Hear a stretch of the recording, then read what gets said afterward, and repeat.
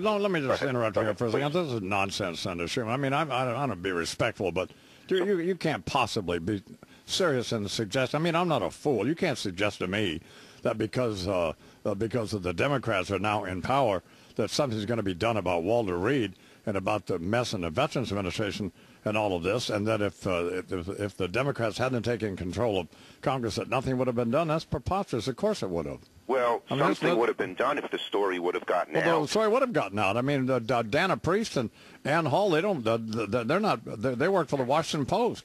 Yeah. They were doing the story. They don't care who's in office. No. I agree with you. And here's another question. Have you ever been over to Walter Reed? Not in a while. No. Well, how long has it been since you've been over there? Oh, before Iraq. So before Iraq, since you've been over to see the soldiers, we have elected you. Yeah, first in the Congress and now in the Senate, and you haven't, and you've got a bill now to do something we'll get to in a minute, and you haven't been to Walter Reed Hospital. No, but I have visited regularly the veterans' hospitals throughout my state. That's where I have focused on. Well, then you must have seen the state of affairs there. I did, and we tried to Why push. didn't you do something about it? We did. I tried. I have been nothing pushing. happened, Senator. No, I agree with you. Nothing happened. It's a shame. It's a disgrace. I don't disagree with you. It is, but you can look on the floor, and I know it sounds technical, but there was amendment after amendment to increase funding for veterans, to have better aftercare, to have TRICARE, to have all of these things that they needed, and time after time they were defeated. I was not the leader on this.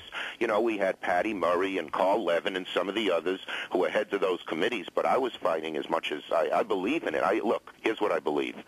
Somebody who makes the ultimate sacrifice or a large sacrifice for their country, money should not be an object, and they ought to get the best possible care. Did you vote to authorize the president to go to war in Iraq? Yes. You did.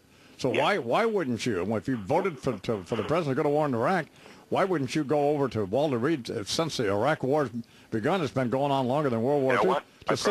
To see the consequence of your vote. Yeah, well, they're over there with no arms and legs, Senator. I did see the consequence throughout my state. I went to many veterans hospitals there. Did I visit every veterans hospital? No.